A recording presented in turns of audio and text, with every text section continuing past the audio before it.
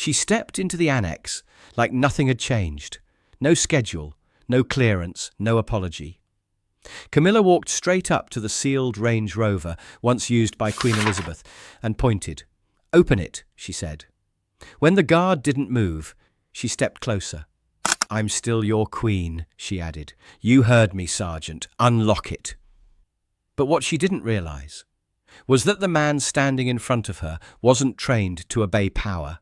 He was trained to remember legacy, and 30 seconds later, after a single sentence cut through that cold stone chamber like steel, everyone watching understood what she never did. You don't wear the crown if the guard standing in front of it refuses to move. But before I show you the words that ended her reign without a single shout, make sure you're subscribed and drop a comment telling us where in the world you're watching from. Now, let's get into it. The light in the Royal Motor Annex always ran a little colder than the rest of Windsor. Polished limestone floors, vaulted ceilings that swallowed sound before it could settle, steel-grated lift platforms built to accommodate custom-built, armour-reinforced ceremonial vehicles. Most days it felt more like a workshop than a showroom, but today was different. Today, the space had been partially sealed off by the Sovereign's office under what they called legacy preservation. The term meant everything that once belonged to Queen Elizabeth II, which was exactly why Sergeant Ewan Calder was standing there at 10:30 on a Tuesday morning with his boots locked and his hands clasped behind his back. He'd been posted at the northeast corner for nearly an hour now, 3 meters from the velvet-roped perimeter surrounding the late Queen's signature Range Rover. Black lacquer finish, gold-accented badging. The same vehicle she'd used for over a decade of quiet visits to military hospitals, training bases, family receptions, always unpublicised, always punctual. The kind of arrivals that didn't make headlines because they weren't meant to. Calder's job today was simple. Oversee the quarterly inspection, standard protocol, tyre pressure checks, internal air seals, updated mileage logs, confirmation that the preservation conditions hadn't failed. Mechanics had to log every tool. Guards had to sign every movement. It wasn't about security anymore. It was about respect. Ewan Calder understood that better than most. 37 now. Coldstream Guards since he was 22. 2 tours in Helmand Province. Bronze-level IED clearance certification. The kind of discipline in his posture that made junior officers stand straighter when they passed him in corridors. There was a stillness about Calder that didn't waver, not in sandstorms, not under sniper fire, and not now as one of the young civilian mechanics fumbled a wrench against the lift rail and muttered an apology under his breath. "No damage," Calder said without turning. His voice, like his bearing, was measured, steady, the kind that didn't need volume to carry weight. Then the annex light changed. Not literally, just that shift in atmosphere that happens when something enters a space that wasn't supposed to. The kind of change you feel before you see it. A second convoy rolled into the courtyard outside. No warning, no overhead comms chatter, just the unmistakable hum of engines idling too close, followed by the telltale flash of a royal standard clipped low on a Bentley hood. But it wasn't the Sovereign's crest. It was the Dowager Consort's, still permitted on personal travel, technically, but not here, not anymore. The mechanics stopped what they were doing. Tools hovered mid-air. The junior guard on the south post shifted his weight slightly, eyes flicking toward Calder for guidance that wouldn't come in words. Even Calder's jaw tightened, just barely, beneath the shadow of his bearskin cap. Camilla stepped out of the rear Bentley like she owned the building. Ivory coat dress, cream gloves, low heels clicking against stone, with the sharp precision of someone who'd never learnt to walk quietly. There was no entourage, just one senior aide, and a younger one trailing behind with a manila folder clutched in both hands like a shield.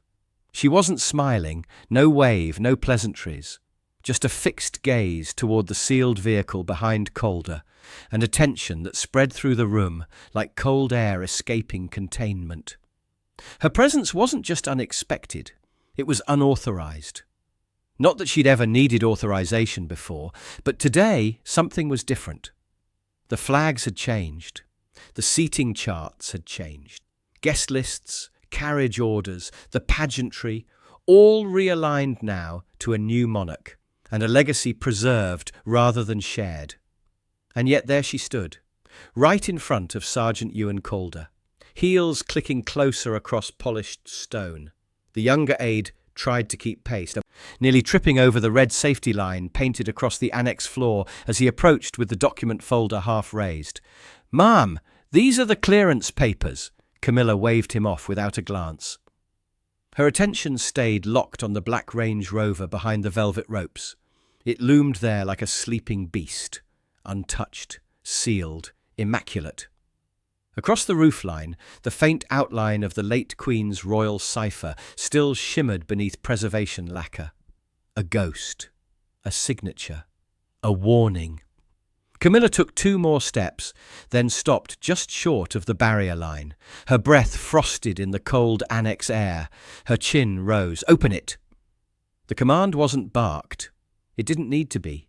It was offered the way a woman born into wealth offers anything, as a fact already assumed, already agreed upon, already done.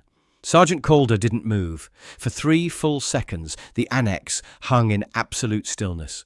Then his voice came. Low, professional, without edge. "That vehicle is under preservation order, ma'am. Access clearance would need to come from the office of the sovereign." Not defiant, not deferential. Just the voice of a man who knew exactly what protocol said and had no intention of pretending otherwise. Camilla's eyes narrowed. "I didn't ask about the sovereign's office." She turned halfway toward the aides and mechanics behind her, her voice sharpening as if she were reading stage directions no one else could follow. "I said, open it." Calder remained still. The younger guard on the opposite end of the annex shifted again, uncertainty flickering behind his jawline. The senior aide stepped forward, hesitating. "Ma'am, if I may, those papers are from March. The classification changed in June under the Preservation Act. The entire fleet—" "Then consider this," Camilla said, turning back to Calder. "Your authorization." She stepped closer. Her voice dropped. Intimate now, but no less venomous. "I'm still your queen." The words didn't echo. They didn't need to. They just landed, thick, final, deliberate, in the middle of a room full of people trained never to react, and yet suddenly unsure of what was about to happen. Calder blinked once, nothing else moved. Even the sound of the ventilation system seemed to fade. The weight of the phrase didn't come from volume. It came from presumption. Power clung to like a crown, no longer worn, only wielded. She stepped into his field of view, her voice as smooth as it was unmistakably threatening. "You heard me, Sergeant." Her final command struck like flint on steel. "Unlock it!" Calder didn't move, not an inch, not a breath out of rhythm. The command had been given. The air had shifted. Every pair of eyes in the annex, whether uniformed or not, now fell on him. Not with judgment, with anticipation. The kind that only arises when something forbidden has just been spoken aloud in a room designed to suppress emotion. The younger aide still clutched his outdated documents like a life raft. His lips parted as if to speak again. But then he saw Calder's face, blank, steady, unmoved, and thought better of it. The junior guard across the room shifted 1 foot slightly, readjusting his stance. Not breaking posture, just reacting instinctively. Because everyone in that room could feel it now. This wasn't about the car, it was about control. "I said unlock it," Camilla repeated. Louder this time, sharper. Her clipped syllables slicing through the air with the edge of impatience, honed over decades of never being told no. But Calder remained still. He wasn't staring at her, he was staring past her, at that invisible point guards are trained to find. The fixed horizon that anchors the body when everything else starts to tilt. The 2 civilian mechanics stood frozen near their toolkits, their gloved hands suspended mid-air, afraid to make noise, afraid to be noticed. Calder's pulse didn't quicken. His grip behind his back didn't loosen. But something inside had shifted. Not out of anger, out of clarity. He'd known this might happen. Not exactly this moment or these words, but this kind of pressure. There had been whispers for weeks, Camilla's attempts to regain access to items deemed hers, legacy bracelets, archive seals, even this car. Items already marked for protected status under the sovereign's new directive. She'd fought it behind doors, now she was pushing through one, and it had landed on him to hold it shut. Still, he said nothing, because sometimes protocol isn't written in ink or paper. It's written in silence, carved into the posture of men trained to outlast confrontation, not with force, but with stillness. Camilla stepped closer, too close now. Her voice dropped again, less regal and more personal, like a woman trying to remind the furniture who bought it. Don't forget who made you what you are.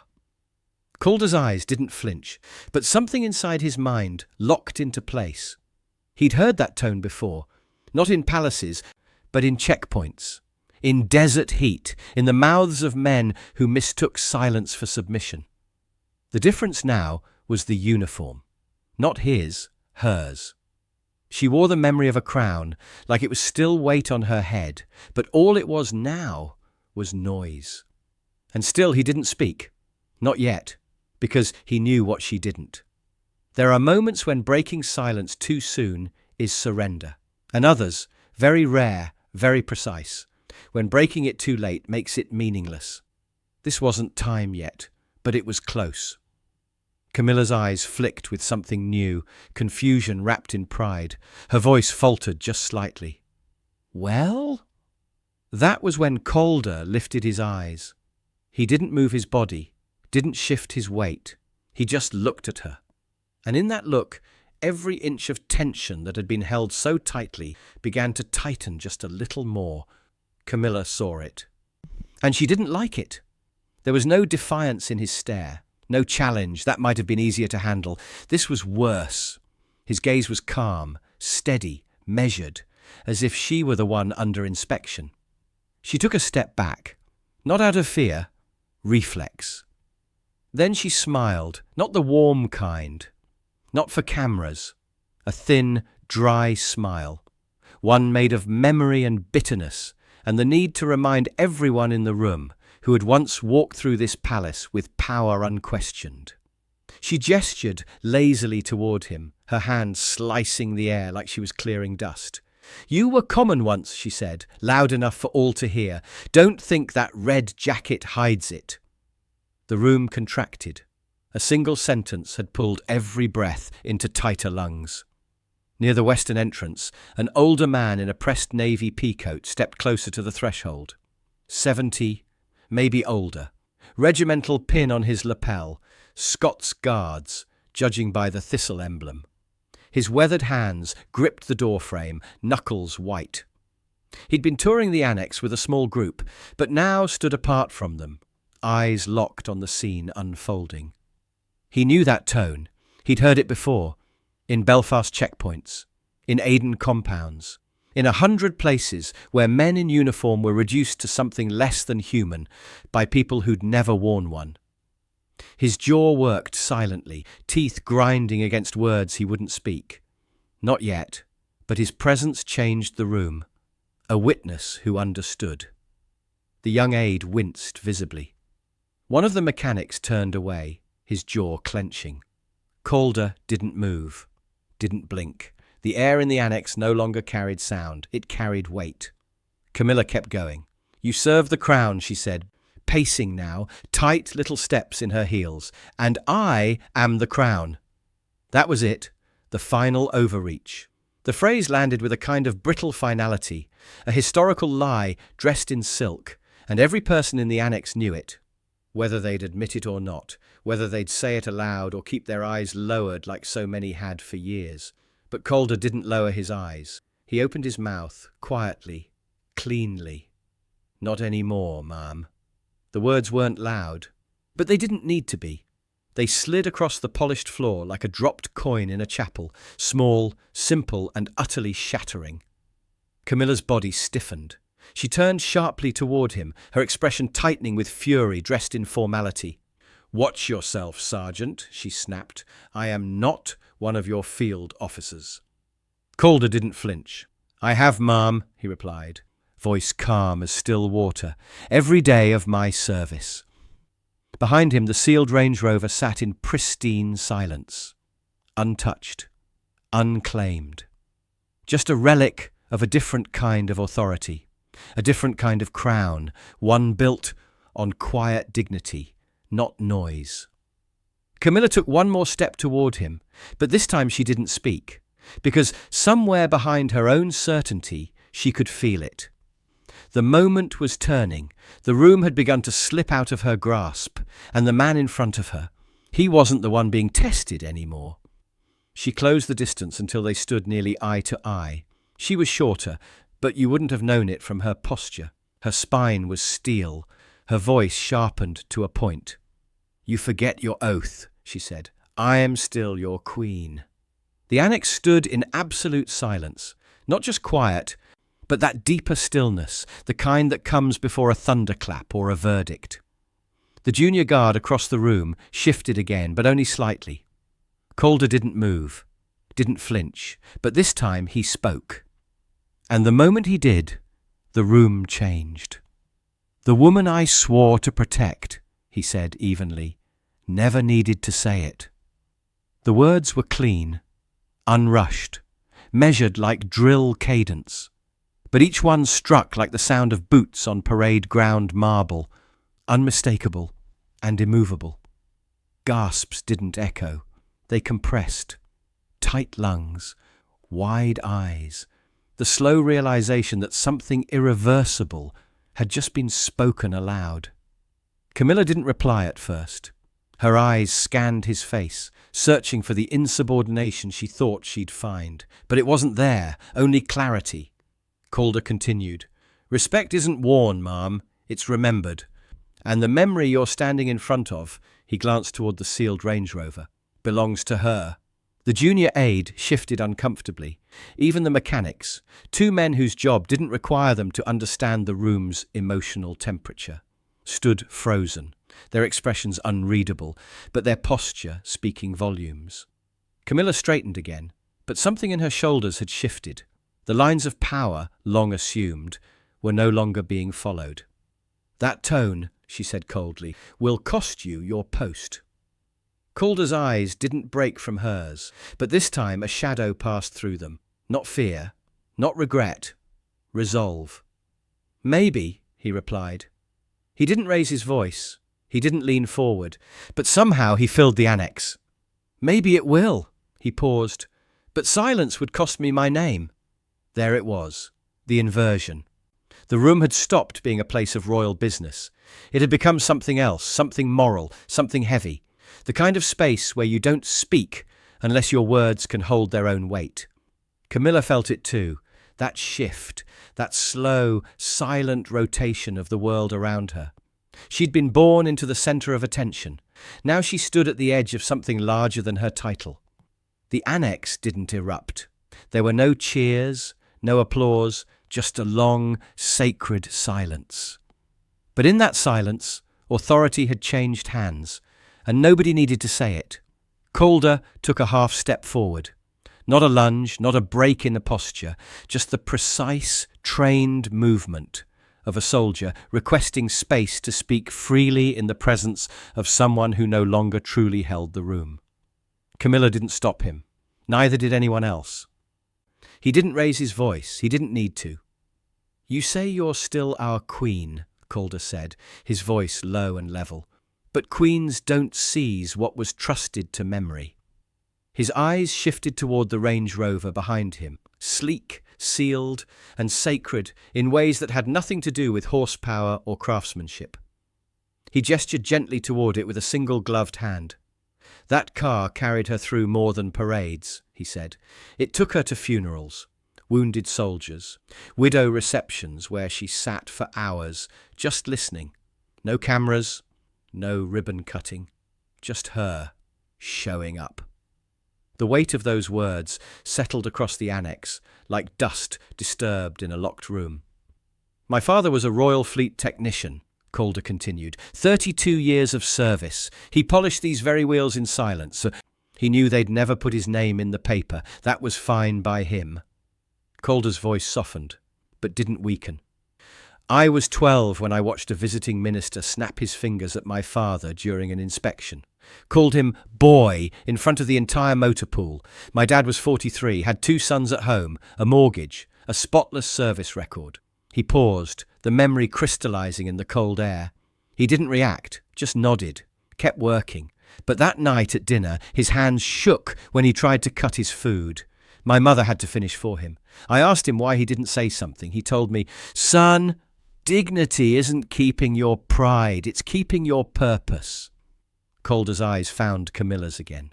3 weeks later, the Queen came through for a private fleet review. She stopped at every station, shook every hand. When she got to my father, she said his name, his full name, and asked about his family. She remembered he had boys, asked if we were in school. His voice dropped to barely more than a whisper, but it carried.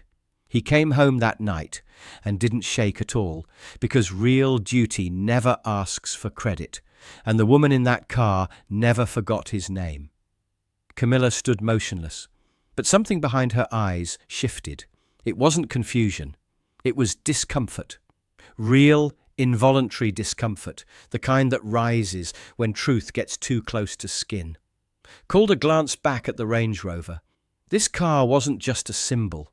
It was a promise that someone in power would show up, not just when it mattered politically, but when it hurt to.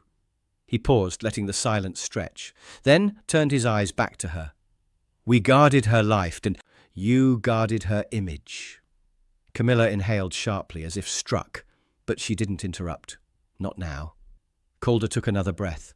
You wore the title. We carried the cost. In Afghanistan, we used to say, rank is earned in silence and lost in speech. He stepped back into perfect alignment, the final half step returning him to parade rest. Every eye remained locked on him. Then he finished. You can't be queen, ma'am, if the only thing you reign over is yourself. That line didn't ring. It landed, with weight, with memory, with finality. Even her aides turned their eyes downward. One of the mechanics closed his toolbox quietly, as if noise would ruin something sacred. The junior guard, barely 22, stood straighter, shoulders squared, now with a kind of reverence not taught in barracks. Camilla said nothing. Because there was nothing left to say. She had come here expecting silence. Instead, she had been given something else entirely. Not a rebellion. Not insubordination. Remembrance. Remembrance that didn't bow to titles, that didn't break beneath command, that didn't need to raise its voice to win. The annex had become a courtroom, not of law, of legacy, and the verdict had already been read. Camilla's voice, when it returned, was softer than before, but sharp, with brittle pride. You're dismissed. She didn't shout it. She didn't need to. The words were meant to cut clean, to reassert dominance with a single order. That was how it had always worked before. Command, and the world adjusted. But this time the world didn't move. Calder didn't flinch, didn't salute, didn't argue. He simply stood.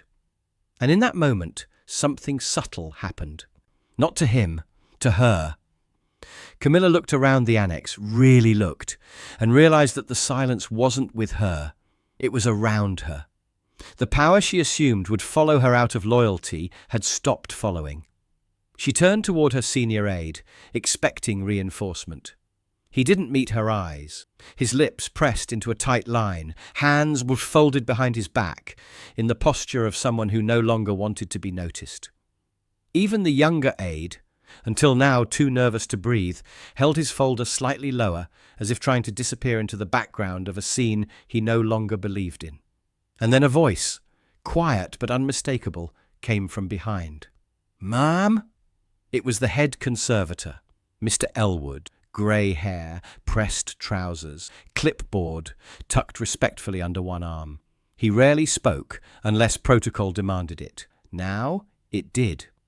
"He's right," Elwood said. "The vehicle is under sealed legacy classification. No access is permitted without the sovereign's authorization." There was no venom in his tone, no superiority, just the sound of someone stating what had already been true for months. But to Camilla, it may as well have been a betrayal. The last thread snapped. Her eyes darted once more across the room, toward Calder, toward the aides, toward the guards and civilians who now stood like neutral witnesses to a truth she hadn't expected to face out loud. In that silence, her title shrank. Not by vote, not by law, by weight. She turned back toward Calder, her expression stony, still trying to salvage dignity from the wreckage of assumption. He didn't smirk, he didn't move, he just waited. And then, calmly, respectfully, he asked, "Permission to resume duty, ma'am." It wasn't sarcastic, it wasn't performative, it was disciplined, measured, professional. And it placed the crown back where it had always truly belonged, beneath service, not above it. Camilla gave no answer. She just walked past him, her heels clicking across stone, each step faster than the last. She didn't look back, because somewhere deep beneath lace and legacy, she knew the sound behind her wasn't just a room recovering. It was history closing a door. The sound of her heels faded into the corridor beyond the annex. No one followed. No one spoke. The moment hung in the air like the residue of thunder, the echo of something you don't quite name, but feel settling into your bones. Behind her, the sealed Range Rover remained untouched, the velvet rope still draped in perfect symmetry, not a single fingerprint on the glass. Not a single word etched into the silence. Just memory. Just wait. The head conservator, Elwood, stepped toward Calder with quiet precision. He didn't smile. But his nod carried the kind of respect that isn't given out of rank, only recognition. "Protocol will note your conduct as exemplary," he said. Calder replied without looking away from the vehicle. "I didn't do it for the record." From the western entrance, the older man in the navy peacoat approached slowly. Up close, his face told stories, deep lines around the eyes, a scar along the jawline that had healed decades ago but never quite faded. The Scots Guard's pin on his lapel caught the overhead light. He stopped 2 paces from Calder and stood at attention, then raised his hand in a crisp, unhurried salute. "Sergeant," he said, voice gravelled but steady. "James MacLeod, Scots Guards, 71 to 89. Calder returned the salute with equal precision.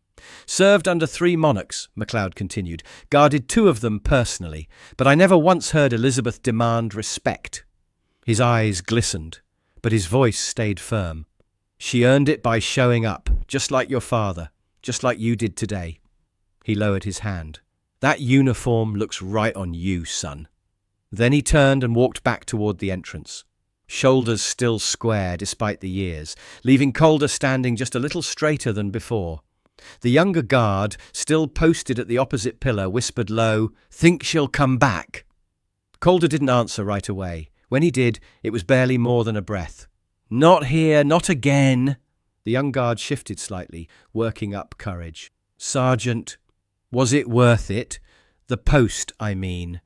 If they—" "Guardsman Fletcher," Calder interrupted gently, finally turning to look at him. The kid was 22 at most. Pale complexion, freckles across his nose, fresh out of training. Still believed the uniform meant everyone would respect you automatically. "You'll stand 1,000 posts in your career," Calder said. "Most of them won't matter to anyone but you. But every now and then, you'll stand one that asks something more than your time. It'll ask for your name, your father's name. Everything that got you into that red jacket in the first place." Fletcher's eyes widened slightly, absorbing it. "When that happens," Calder continued, "you remember, the uniform doesn't make you respectable. How you wear it does." He paused, then added quietly, "And if someone tries to make you smaller than your service, you stand taller than their words." Fletcher straightened unconsciously, shoulders squaring just a fraction more than they had that morning. He didn't salute. That would have been improper. But the slight nod he gave said enough. Then he resumed position. Boots locked, chin levelled, hands returned to parade clasp behind his back.